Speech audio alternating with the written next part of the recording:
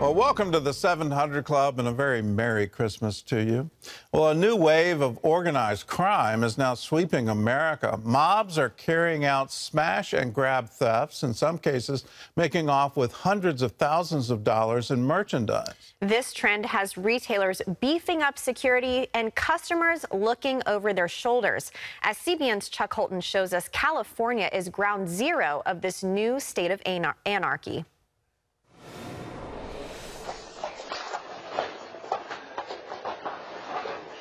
Shoplifting has been a growing problem across America for some time, and now experts say these brazen smash and grab robberies are being organized on social media and present a new kind of challenge from high-end stores to corner pharmacies. Los Angeles has been especially hard hit, seeing more than 20,000 property crimes per month this year. And it's not just organized retail theft. This map shows vehicle break-ins over just 3 days in December, adds stolen cars, assaults, and other crimes, and you can see why certain California politicians are waking up to the idea that defunding the police might not be such a great option after all. Our residents are suffering, and we need to be different, to act with urgency, and to be aggressive. Residents, however, say these politicians are all but encouraging this trend with soft-on-crime policies. Part of it, to be fair, is probably more people are in trouble economically, in part from the lockdown. But if I had to guess, I think more of it is there's an atmosphere of impunity in Los Angeles. People know they can get away with what they want to get away with. But this to me is not liberal by a progressive standard or by mine. This is disorder and fear and always having to look over your shoulder and knowing the police don't have your back at all. There are tens of thousands of people here tonight at the Grove Shopping Center, one of the most high-end shopping centers in Los Angeles. As they're doing their last-minute shopping, you can imagine the security here is a nightmare. But when a flash mob robbery happened at the Nordstrom store behind me recently, there was really nothing the security could do about it. After enduring months of lockdowns and now attacks by organized gangs, retailers are wondering how much more they can take. So when we're not protecting our shopping malls, we're not protecting our strip malls, when we're letting this behavior continue, it's kind of another whammy to the small businesses and small retailers who are still trying to recover from being shut down by the government, a year ago because of COVID. So this has a lot of implications, not to mention the impact it's having on tourism, not to mention the impact it's having on conventions wanting to come into the state. The rising lawlessness only adds to other issues like rampant homelessness and high taxes that are causing businesses as well as residents to leave the state in record numbers.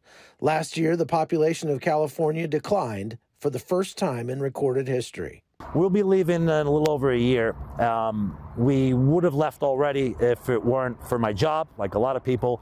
Other places have good restaurants, other places have beaches, other places have good weather. So they had to work very hard to make California a place that wasn't worth it, because it's that good when it's good, but it's not worth it anymore.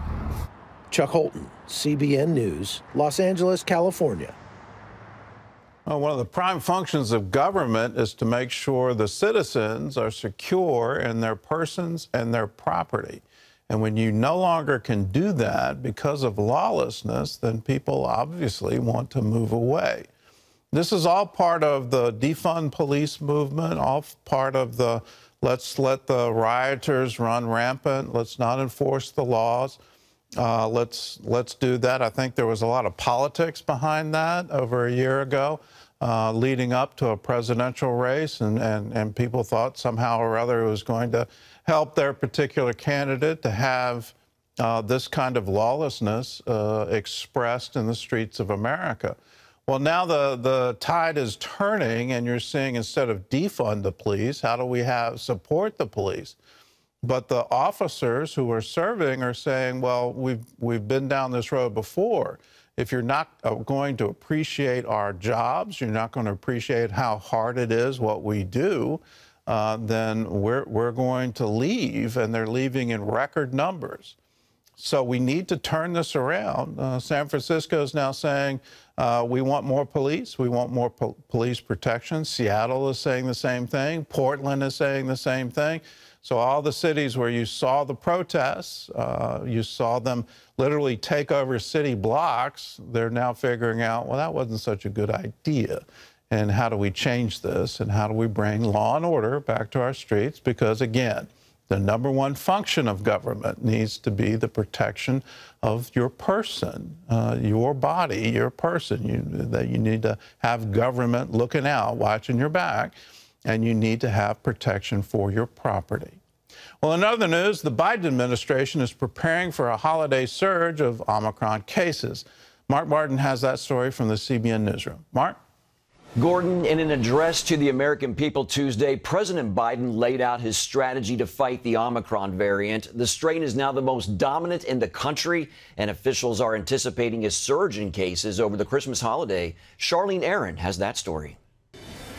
The president's strategy includes the deployment of military personnel to help overwhelmed hospitals, more federal testing sites, and free at-home testing kits to help control the spread of this highly transmissible variant.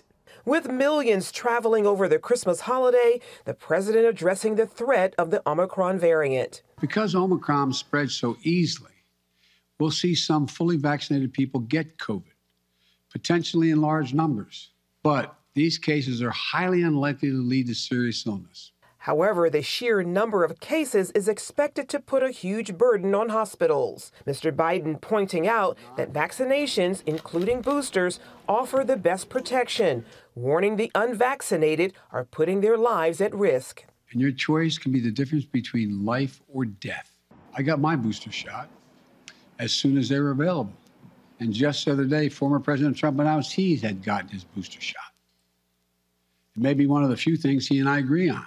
With Omicron now in all but one state, CDC Director Dr. Rochelle Walensky highlighted concerns. This is exactly the rate of rise that we've seen in other countries and what we are anticipating here. The virus doubles at a rate of somewhere around 1.5 to every 3 days. And so this is what we've been anticipating. This is what we've been preparing for. In addition to sending military personnel to help overwhelmed hospitals, the president's plan includes tapping the national stockpile of masks, gloves, and ventilators, as well as increasing testing sites.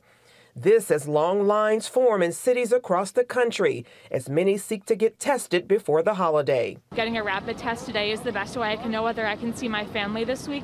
The plan also calls for distribution of 500 million free at-home rapid tests in January to any American who requests one. The president quickly reassuring the nation the rise in COVID cases is not the same as the dark days of last year. This is not March of 2020. 200 million people are fully vaccinated. We're prepared.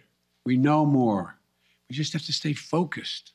The FDA is expected to authorize pills to treat COVID by drug makers Pfizer and Merck soon. Meanwhile, Israel has announced plans for a fourth COVID shot to protect people over the age of 60, leading to questions that another round of boosters might be necessary. Charlene Aaron, CBN News. People of the Philippines are reeling from the widespread devastation left by Super Typhoon Rai. Most of the affected areas are without electricity and communication has been cut off, while hundreds of thousands of victims are desperate for food and water. CBN's Operation Blessing teams are on the ground working 24/7 to bring much-needed relief to the worst-hit and hard-to-reach communities. Lucille Toulouse brings us this story. I am in deep pain, is all that Ermeline Boctud could say when she and her husband, Milandro, saw their house flattened on the ground by the strong rain and winds brought about by Super Typhoon Rai. But they are grateful that they were not harmed because they fled to safer grounds at the height of the storm. I am so relieved that we are not in the house when it collapsed, but I feel hopeless.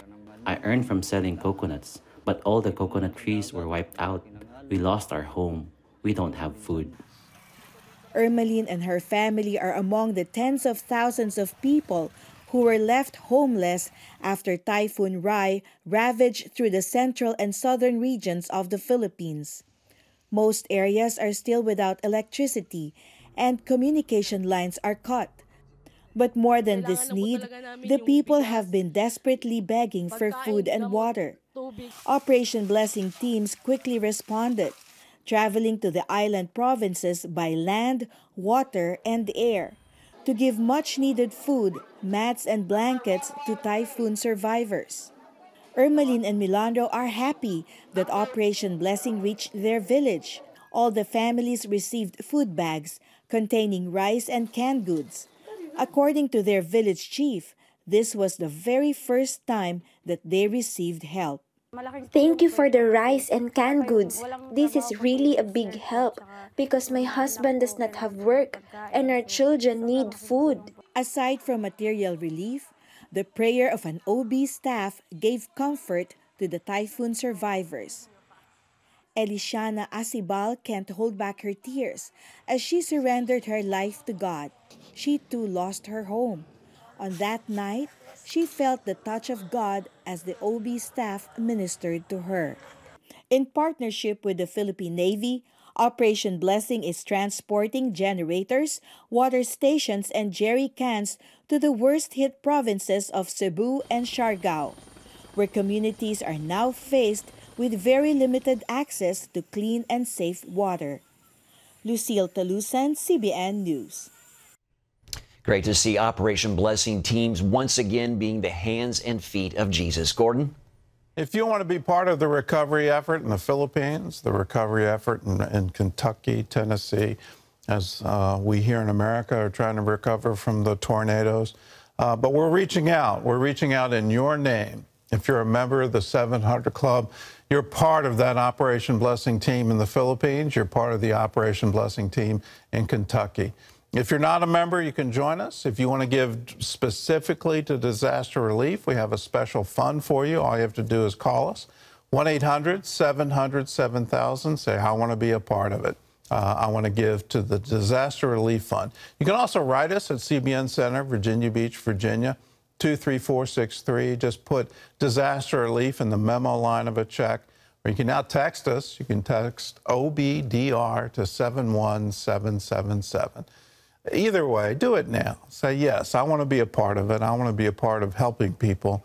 As disasters strike, let us all strike back with love and compassion to let people know we care, God cares, we love you, and we want to do that very tangibly.